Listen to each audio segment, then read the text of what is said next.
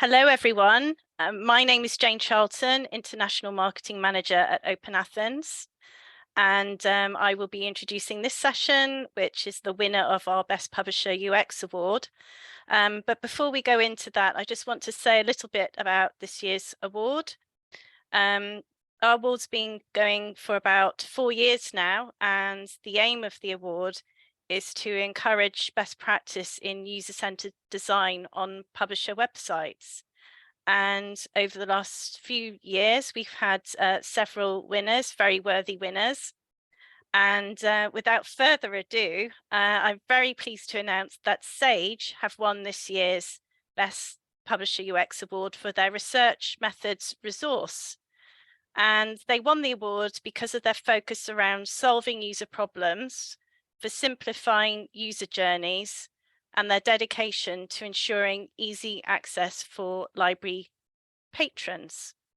I also want to thank our other two finalists for this year, who were Oxford University Press and Yale University Press, for their application for the award, the effort that they put into that, and their presentation at our finalists webinar earlier this month. So congratulations, Sage. I just want to also just introduce you to Alan Maloney, who is Head of User Experience at Sage, to say a few words about winning the award. So over to you, Alan. Thank you, Jane. Big reveal there. So I'd pop on camera and just, yeah, thank you really for giving us this opportunity and this platform to showcase some of the great work that we've been doing. Mainly not me, to be honest. I feel like I'm sort of stealing all of the glory here for what is actually a really great teamwork effort. And not just for people who are currently at Sage, for people past and present. I think some people in the audience might be familiar with what Sage Research Methods is and how long it's been around. It's been around for a good few years now.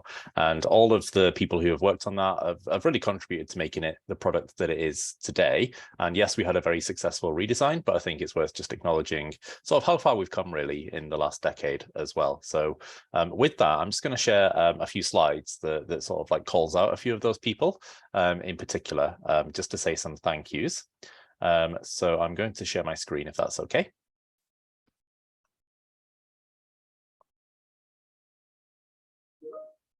And hopefully you can see that. Yep. Yes. Great. So the first thing you might notice is we've had a cool rebrand. This isn't the Sage that we did the finalist webinar with. We don't have the cool S, the boxy S any longer.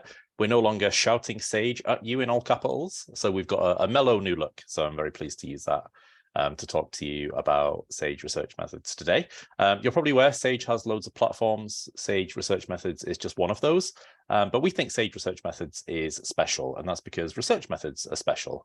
And they're special because every single student has to learn how to do research at some point in their studies and also in their further academic career as well. So Sage Research Methods isn't a subject database or even a platform where only some of the content is useful to the user. It's a platform which, if we get this right, has the potential to be almost universally useful to students and researchers. Research methods are also essential for a healthy society. The world is only getting more complex, so the need for policy and a public discourse that's based in good empirical, evidence-based research is more important than ever. And especially when misinformation is more easily distributed than ever before. The need to counter that with good research and good research literacy is more important than ever. So Sage Research Methods, I think, plays a small part in that. And this award, acknowledging that we're doing that in a usable, accessible, and discoverable way, supports that mission and means that our users are better supported to become the researchers of tomorrow and to make their own positive impact on our understanding of the world. That's the sentimental bit. I also just want to mention that research methods are also special to Sage as a publisher. So as a publisher, we've consistently tried to broaden the field of research methodology, in particular social science research methodology, whether that's through embracing new methods, such as evaluation in the 1970s, or helping to develop underappreciated fields like qualitative research in the 1990s. Or being the place to go for short instruction manuals on various quantitative methods through our little green books, which we've illustrated there. And you'll note that green is still synonymous with research methods at Sage. And Sage to this day is still, I like to think, and we like to think, the world's leading research methods publisher is possibly what we do best. So we're really grateful to OpenAthens for allowing us the opportunity to showcase what we think is one of our most important platforms. And we're grateful to the judges as well for recognizing all of the work that's gone into providing a home for this well-loved content over the years. Thank you, Anne. Oh, sorry. I won't drone on about that too much, Jane, but I just wanted to call out just a few people really, and kind of make that last most important point, which is that user experience isn't just created by people with user experience in their job titles. One of the special things about Sage, I think, is how we're able to collaborate across various teams to ensure that everyone is keeping the user in mind when they do their job. So a few examples of that here, whether it's the editorial team getting out on campus or working with editorial boards to shape the content to meet user needs. Particular shout out to Kasia and Michael for leading those efforts, or the product team for working with our customers to ensure that we're building the right thing. Max has now left, but we have Sabi pulling the strings and keeping everyone inspired and organized. Our UX and UI teams to make sure that what we're creating is usable and accessible and well organized and discoverable and beautiful as well. So special mention there for Bori, who is the UX designer embedded into the Sage Research Methods team, with support for Lorenzo on accessibility and analytics, and James and Boomi are our talented UI team as well.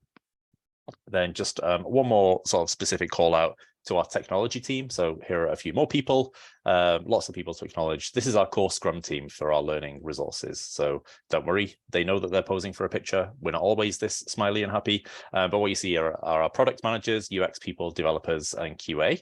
And it was about 5 years ago that we brought our development team in-house. And that is one of the things that I think has actually made a huge difference, really investing in technology. I've run out of pictures, but I still have plenty more names. I want just to throw those up there. It is like a film cast in terms of people who have really contributed to make research methods what it is, but also wanted to stress how important it is. All of those different departments and functions are working towards the same goal of creating an excellent user experience. So thanks for that. Thanks for the opportunity to say thank you, Jane. We already have a very busy roadmap planned for this year. So we also look forward to updating you on that in due course. Thank you very much, Alan, and thank you for sharing those slides, which clearly demonstrate how UX is embedded across the organisation. So well done and congratulations. If you'd like to know more about Sage's UX innovations, you'll see a piece in the next issue of Research Information magazine.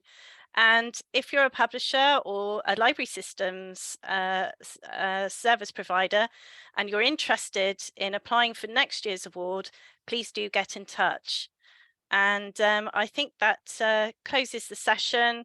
I also want to say thank you to everyone that took part in the process, including the publishers, but also our very well esteemed judging panel. So thank you to everyone, and thank you for taking part.